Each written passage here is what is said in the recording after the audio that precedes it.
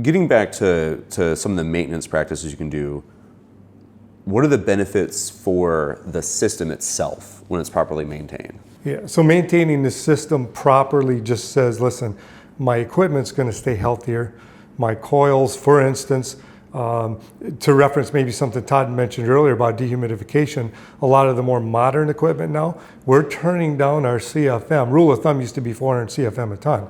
We're turning that down slightly to spend more time with that air across the coil, more time dehumidifying, right? And you want that coil to function properly. So if you don't clean your coil, as an example, I've seen RTUs taken off the top of buildings, 10 tons, 15 tons, cut the coils in half, and what people thought they were doing for maintenance and keeping things clean, when you looked in the middle of the coil, had algae, mold, and mildew stationed in the center of the coil, lodged in the coil bank and between the fins, and then you add to that the moisture from the coil, and it's just a growth petri dish, right?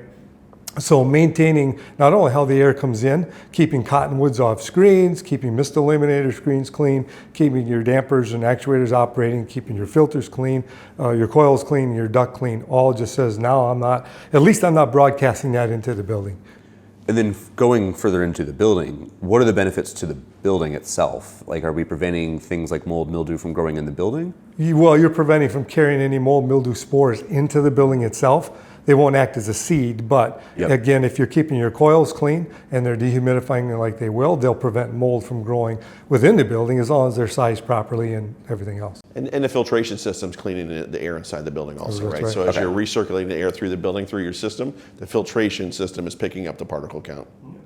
Now, we all want the building to be well maintained. We all want the system to be well maintained. But what are the benefits to the individuals in the building, both the staff and the residents, of properly maintaining the system? Well, we're trying to maintain a good work environment, a good indoor quality, human safety, human comfort, all of those things together. As Todd mentioned, maintaining the humidity between 40 and 60%. There's pluses and minuses to both if you're above and below. And then maintaining the system itself just prevents anything more from being generated and pushed into the building above and beyond what's already created in the building itself. Todd mentioned already the things that can happen with glues, cleaners, new furnishings, drywall work, formaldehydes, aldehydes, all the things that can be within the building itself, right? And you're trying to, particularly if you've got fresh air coming into the building, ventilate, dilute, and flush that building as much as you can. Yeah, you're essentially focusing on comfort and then health, short-term and long-term, and productivity. Right, and optimizing your IAQ, it maximizes all those things for you. Yeah, just think about, as Todd mentioned, productivity, the improvements you make to the system above and beyond the normal indoor air quality, the things you can add to make it even better. In a day when we're struggling with work staff, and a day we're struggling with finding people to do what we need to do, Princeton, Harvard University have done studies and said, listen, if I improve the indoor air quality in my building, I can improve my workers' quality of life and their productivity, reduce their sick times, and the productivity increase could be 8 to 10%. How beneficial was that be to a facility? Yeah, for sure.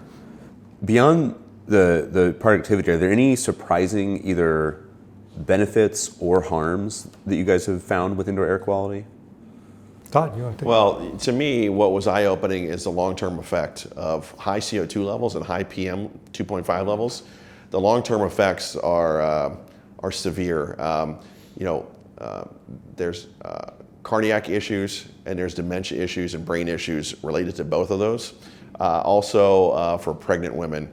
And so if you actually Google that, look into long-term health effects of high PM levels or even high CO2 levels, it will convert you quickly into an acolyte for for great IAQ. I mean, it's eye-opening. The World Health Organization blames PM 2.5 for being the 4th leading cause in the world for early disability and life years, which is a way to reduce your quality of life. So it's the number 4 reason, PM 2.5.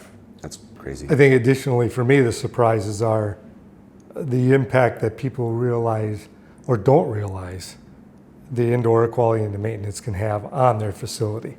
A lot of people come to work, they're there 8 to 10 hours a day. Yeah, they might get a little funky, but they're gone then. Then they're in fresh air or they're home and they're indifferent. They're not locked into that building Yep. under that poor indoor air quality environment for the duration that our seniors might be. And now that sick building syndrome really starts to take effect. And takes effect to the point where, as an example, a mom may want to come pick up grandma because grandma's having some issues and take her to the doctor.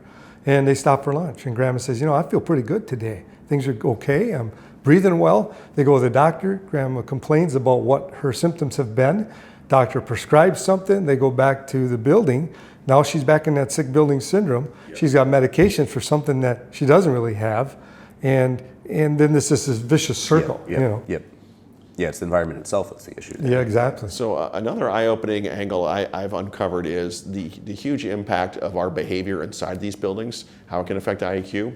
And so when you're cooking or when you're showering or you're in the bathroom, really using the exhaust fans is key, right? So if we could have source control, which is essentially where you're creating the pollution, you're evacuating the pollution from your indoor air and putting it outside. So I can't recommend highly enough, and I try and convince my kids of this, how important it is to turn on the range hood and to turn on the exhaust fans when you're in the bathroom, because the humidity level, and then the VOCs and the PM that's created by cooking, it's amazing. It's eye-opening. And when you or if you start monitoring this, you won't believe the impact of the exhaust fan and what you're doing in your room just by burning candles or by cooking. It's astounding.